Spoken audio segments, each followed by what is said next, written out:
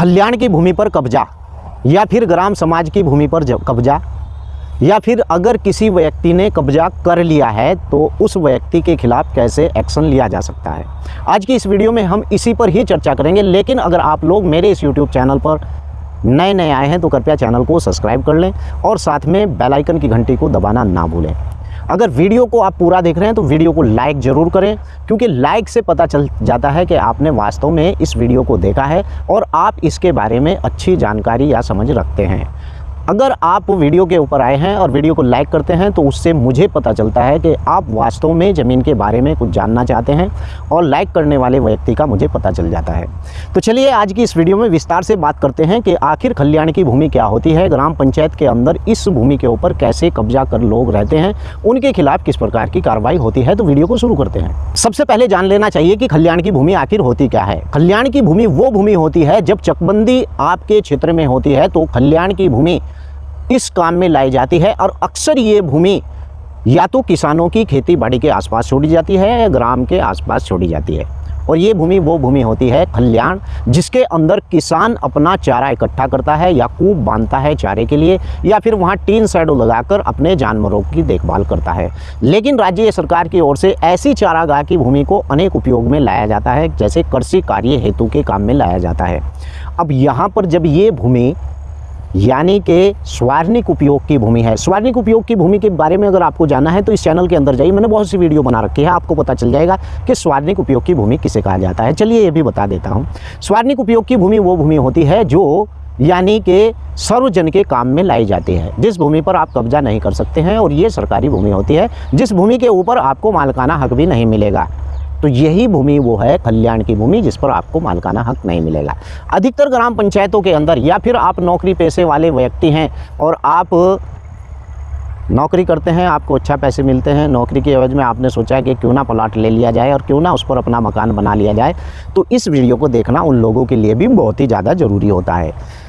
क्योंकि अगर आप कहीं पर कोई भूमि ले रहे हैं या आसामी ऐसी भूमि का पट्टा ले रहे हैं जिस पर आप मकान बनाना चाहते हैं, या आपको इस बात की जानकारी है ये भूमि कल्याण की भूमि है और आपने उस पर कब्जा कर लिया है, तो आपके खिलाफ निश्चित रूप से कार्रवाई होगी।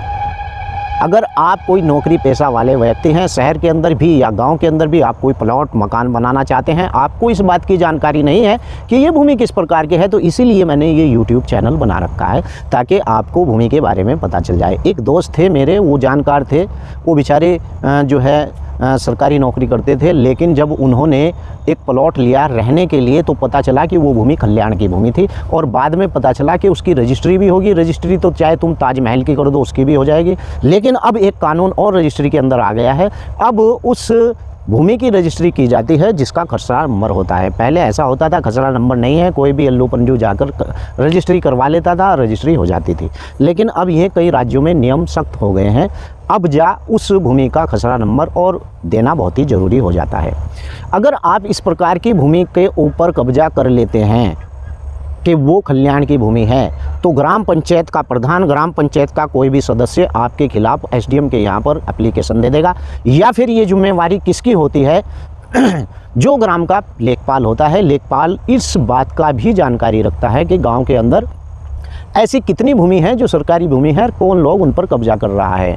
अगर ऐसी भूमि पर उसे कब्जा करते व्यक्ति पाए जाते हैं तो धारा 91 का नोटिस उसे दे दिया जाता है, और इस आधार पर उसके खिलाफ 122B के आधार पर मुकदमा चलाया जाता है, ताकि उसका मतलब होता है कि उसने ग्राम समाज की संपत्ति को हर्ष यानी कि नुकसान पहुंचाया है और उस पर कब्जा किया है। और कब्जा चलेगा आपके SDM के न्यायालय में, और कुछ ही दिनों में आपको वहां से बेदखल कर दिया जाता है।